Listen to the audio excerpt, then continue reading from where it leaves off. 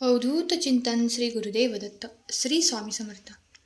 दिगंबरा दिगंबरा श्रीपाद वल्लभ दिगंबरा. स्वामी भक्तांनी कुठल्याही नकारात्मक घटनेत अडकू नये म्हणून स्वामी महाराज सतत प्रेरणा देतात. आणि प्रेरणा देण्याचं छोटंसं माध्यम म्हणजे हे स्वामी संदेश असतात.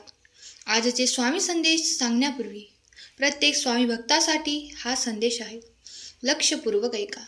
बाळा, ज्यांनी तुला आज गमावलेलं आहे ते आज पश्चातापाच्या आगीमध्ये जळत आहेत, पण तू मात्र शांत आहेस.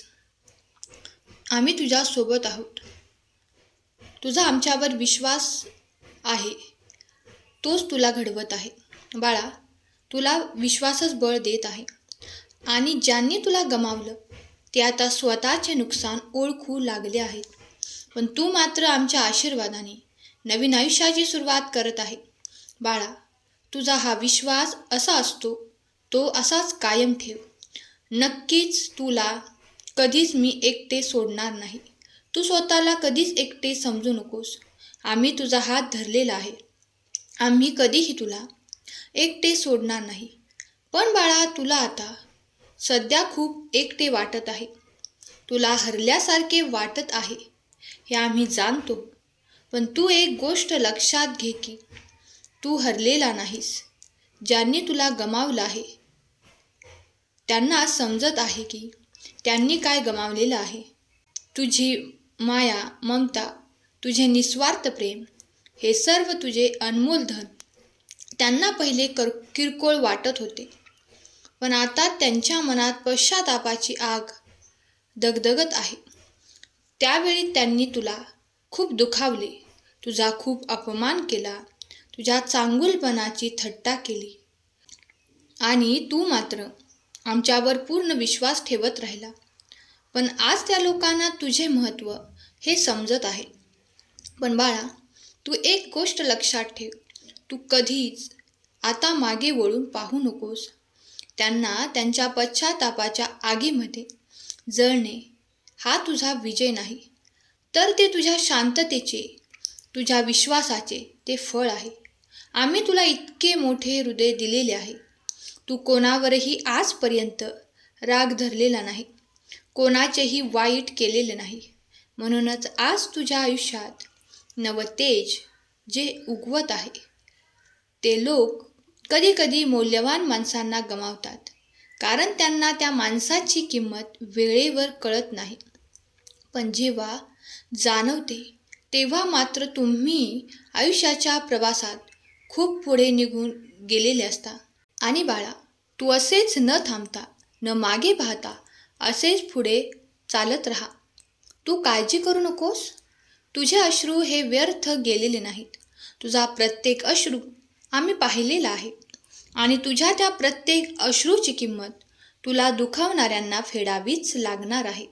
बाळा, तुला गमावणारे लोक रात्रीत निवांत झोपूही शकत नाहीत, कारण त्यांच्या मनात तुझे चित्र, तुझे हसू, तुझे बोलणे हे सर्व काही त्यांच्या विचारांमध्ये फिरत आहे.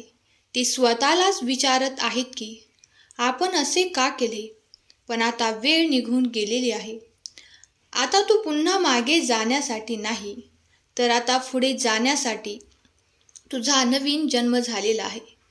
तुझे यश हे त्यांना धडा शिकवणारे आहे. तू आता आमच्या मार्गावर आहेस, जिथे शांतता, समाधान आणि आत्मसन्मान आहे. बाळा, ज्याने तुला गमावले ते आता जाणतात की तुझ्यासारखं मन, तुझ्यासारखं प्रेम त्यांना पुन्हा कोठेही मिळणार नाही. ते लोक जरी बाहेरून हसत असतील, आनंदी असल्यासारखे जगाला दाखवत असतील, पण त्यांचे अंतःकरण मात्र वेदनेने ओरडत आहे, रडत आहे, कारण त्यांनी तुझ्यासारख्या निर्मळ, पवित्र आत्म्याला दूर केलेले आहे. बाळा, तू त्या सर्व आठवणींवर आता मागे सोडून स्वतःला सावरत तुझे आयुष्य तू आमच्या चरणावर सोपवलेले आहे. आमच्यावर तू विश्वास ठेवलेला आहे. बाळा, तुझा हा आमच्यावरचा विश्वास आम्ही कधीच वाया जाऊ देणार नाही. तुझा हात आम्ही धरलेला आहे.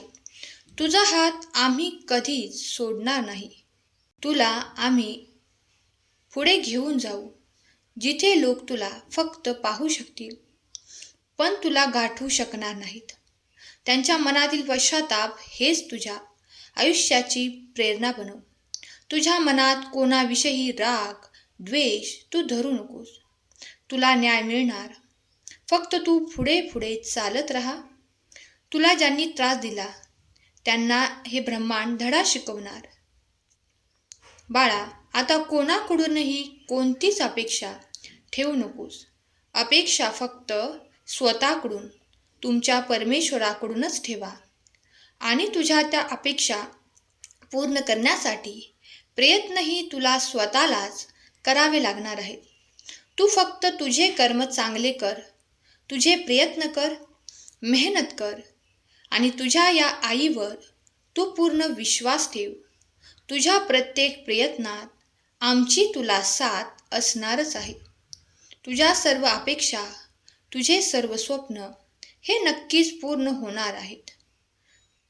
तुझे मान सन्मानाने भरलेले आयुष्य हे नक्कीच बनणार आहे. विश्वास ठेव. बाळा, तुझ्या आईवर जर खरंच विश्वास असेल तर स्वामी माऊली लिहायला विसरू नकोस. तू आता साधा व्यक्ती राहिलेला नाहीस. ज्यांनी तुला दुखावले त्यांना तू माफ करून टाक.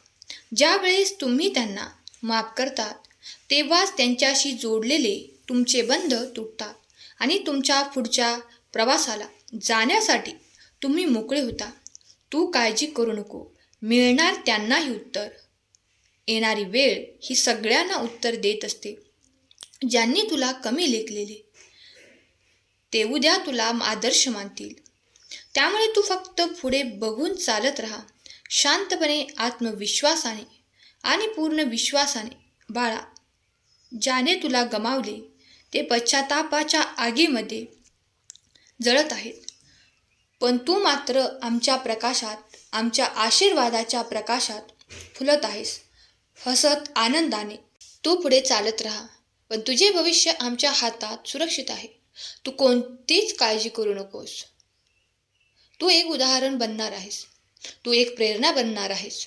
तुझे भविष्य खूप उज्ज्वल, खूप आनंदमय आहे.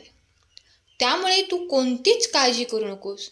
असे स्वतःवर आणि आमच्यावर तू पूर्ण विश्वास ठेवून नवीन आयुष्याकडे चालत राहा.